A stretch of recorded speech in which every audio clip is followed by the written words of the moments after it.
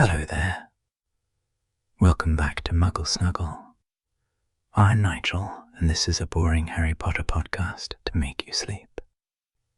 Tonight, we are continuing our journey through the Chamber of Secrets.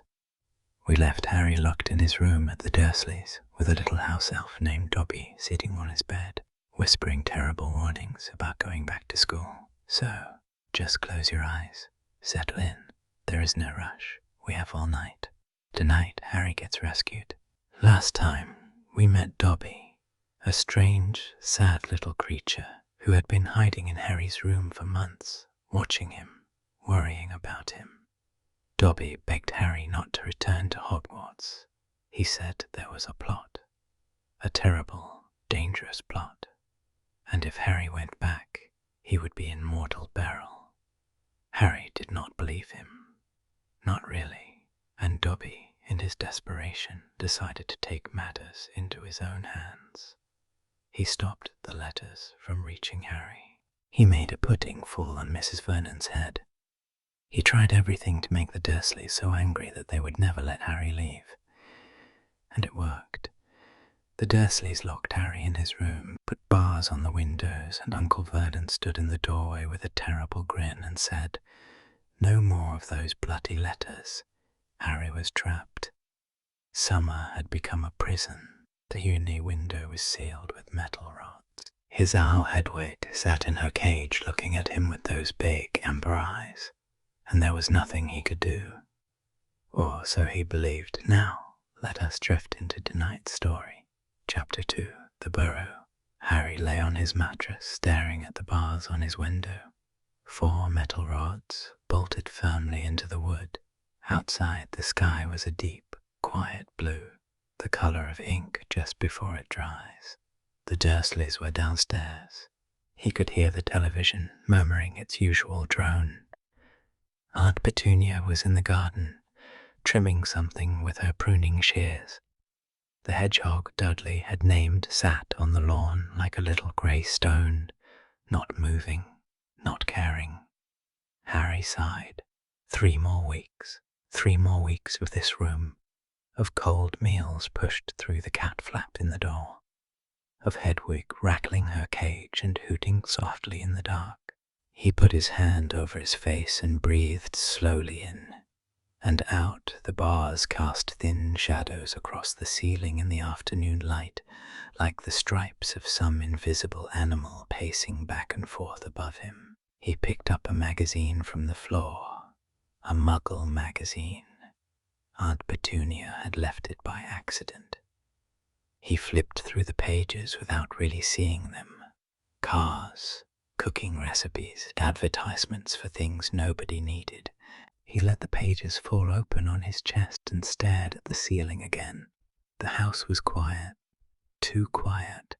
No Weasley letters, no Hermione phone calls. Just the hum of the refrigerator downstairs and the occasional creak of the house settling like an old person shifting in a chair. Then something tapped at the window. Harry rolled over. There was nothing there, just the sky, just the bars.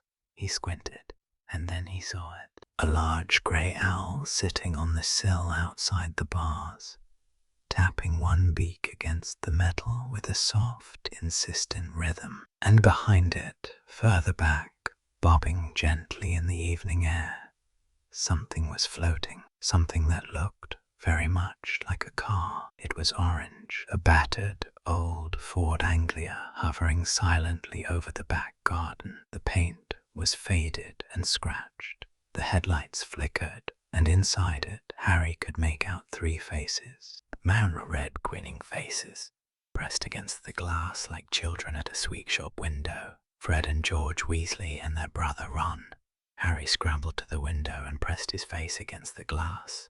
Ron gave him a big thumbs up. George held up a pair of large pliers and waggled them like a threat.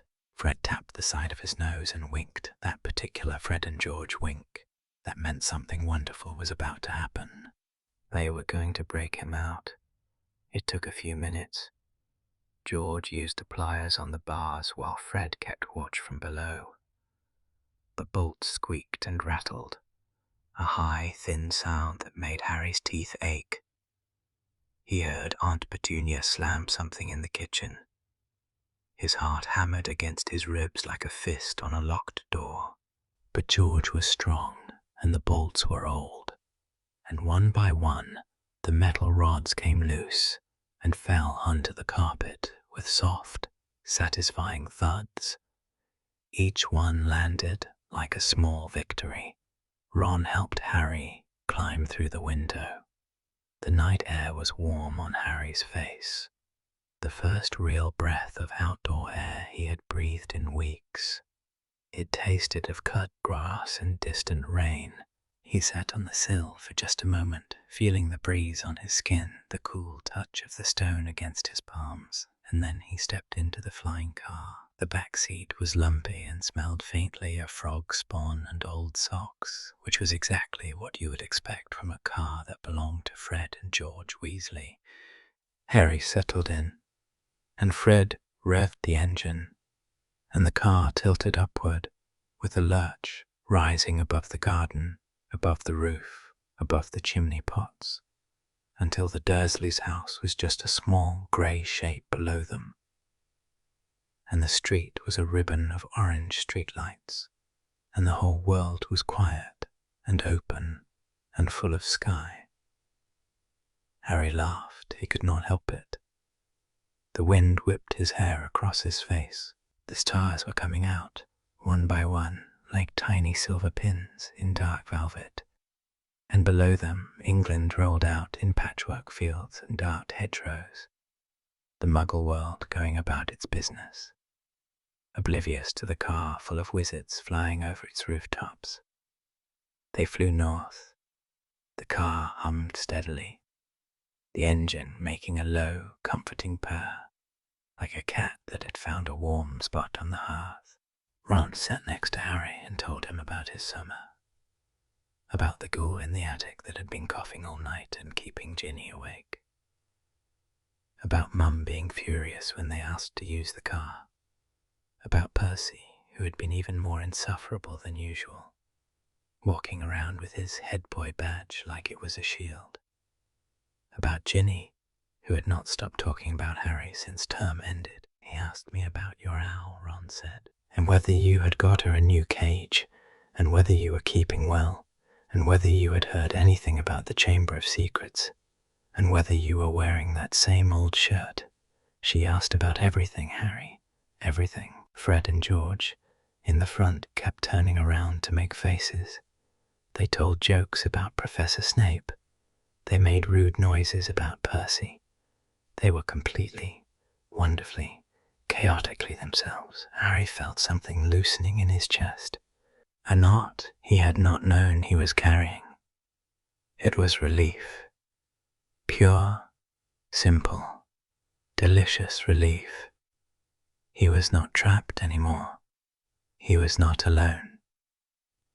He was flying through the night sky with 3 boys who thought he was the most interesting person they had ever met, and none of them wanted anything from him except his company. Littles. The clouds parted, and the moon came through, fat and white and lazy, hanging over the fields like a lantern left on by mistake. The fields below were silver. The car's headlights cast yellow beams across the underside of the clouds. Everything felt soft. Everything felt safe. The wind was warm now, carrying the smell of sheep and wildflowers and old wood. And then Ron pointed down and said, "There it is." Harry looked. Below them, nestled in a valley between 2 gentle hills, there was a house, but it was not quite a house. It was more like something that had grown, a rambling, lopsided jumble of bricks and chimneys and sagging roofs, leaning against each other like old friends supporting one another after a long night. There were at least 5 stories, each one added on top of the last in a different style, a different shade of brick, a different era. The roof tiles were mismatched, some red, some grey, some the colour of dried mud. A chimney stuck out at an angle that seemed physically improbable, defying every rule of architecture that Harry had ever ignored. The windows glowed with warm, yellow light, and the garden was a tangle of flowers and herbs, and what appeared to be a rubber chicken nailed to the fence, "Welcome to the Burrow," Ron said, and he sounded almost shy about it. The car landed in the garden with a bump that rattled Harry's teeth. A small round woman came out of the back door, wiping her hands on her apron. She had red hair, like all the Weasleys, but hers was pinned up messily, and there was flour on her cheek, and her slippers made a soft shuffling sound on the stone step. Her face was kind. Her eyes were sharp. "Fred, George, Ronald Weasley, what on earth are you lot up to?" Molly Weasley's voice could have silenced a thunderstorm. It could have made a dragon sit down and behave. Fred and George froze. Ron tried to explain, but Mrs. Weasley was not listening. She pulled them all inside, one by one, like a mother duck gathering her ducklings, and she stood them in the kitchen, and she gave them all a piece of her mind, which was a piece that came in several very loud pieces. The kitchen was the heart of the Burrow. It was warm. It was cluttered. It was alive. There were pots and pans hanging from the ceiling, some of them gently swaying in a breeze that Harry could not feel. A clock on the wall had 9 hands, each one pointing to a different place. Harry noticed that one hand pointed to a small square, marked Mortal Peril. He tried not to stare at it. The sink was full of dirty dishes. A kettle whistled on the stove, a thin, shrill sound that Mrs. Weasley silenced with a tap of her wand. There was a wooden table, scarred and stained and full of character, with mismatched chairs around it. A cat with a scorched face slept on the windowsill, its tail twitching in some dream of chase. The air smelt of bread and something sweet, like cinnamon and butter, and the faint ghost of yesterday's roast chicken. A fire crackled in the hearth, throwing orange light across the stone floor. And then Arthur Weasley appeared. He came in from the doorway, thin and balding, with glasses that were slightly crooked, and a tie that was slightly crooked, and a look on his face like a child who had just been told Christmas was coming early. He was wearing a dressing gown over his workclothes, and his socks did not match. "Harry Potter," he said, breathing the name like it was something sacred, something precious, something he had been waiting his whole life to say out loud. "I cannot tell you how delighted I am to meet you. Tell me, what is the exact function of a rubber duck?" Harry blinked. Ron sighed. Fred and George grinned, and Mrs. Weasley told Arthur to stop being ridiculous and sit down for dinner. "Honestly, Arthur," she said, "the boy has just climbed through a window. Let him eat first." They ate. Mrs. Weasley had made shepherd's pie, and there was crusty bread and butter and a big pot of tea. The pie was thick and hot and full of vegetables that Harry could not quite identify, but which tasted wonderful. There was gravy. There was mashed potato with a golden crust. There were pickled onions in a small jar that George kept reaching for and Fred kept slapping his hand away from. Ginny, a small, red-haired girl with freckles like constellations scattered across her cheeks, sat at the end of the table and stared at Harry with enormous eyes and went completely red whenever he looked her way. She was Ron's little sister, and she had apparently had a crush on Harry Potter since the age of 9, which was 3 years longer than Harry had known she existed. Harry did not know what to do about this, so he just smiled politely and ate his pie and tried not to drop gravy on himself. Percy appeared briefly, nodded at Harry with the air of someone who was doing him a great favor by acknowledging his existence, and then disappeared upstairs to write a letter to his girlfriend. The twins made gagging noises behind his back. Mrs. Weasley threw a tea towel at them. After dinner, Mrs. Weasley showed Harry to Ron's room. It was small, on the top floor, under the eaves. The room was warm and close, like being inside a blanket fort. The posters on the walls showed racing broomsticks and Shutley Cannon's logos and a poster of a witch in a bathing suit that Harry suspected was not official Quidditch merchandise. The room was a comfortable sort of mess, with clothes on the floor and books on the desk and a quaffle sitting in the corner like it had rolled there and decided to stay. "You can have my bed," Ron said, pointing to the bottom bunk. "I will take the camping bed." Harry tried to protest, but Ron was already unfolding a camping bed that looked far too narrow for a boy of his size. And Mrs.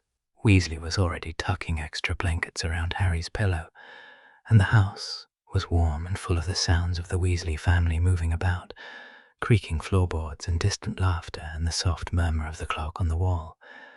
Harry lay in Ron's bed and listened. The house made noises, a creak here, a groan there.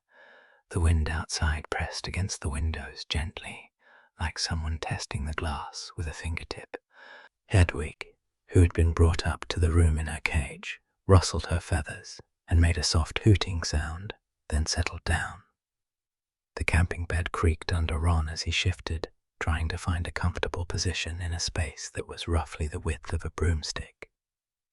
Harry remembered Dobby. About the warnings. About the plot. He remembered the bars on his window, and how far away they seemed now, like something from a dream he had already started to forget. He remembered Mrs. Weasley's warm kitchen and Arthur's excited questions, and the way Fred and George moved through the world like it was their personal playground, a place made specifically for their entertainment. And he thought about the house itself, the Burrow. It was not fancy, it was not grand. There was no marble, no magic carpets, no enchanted ceiling.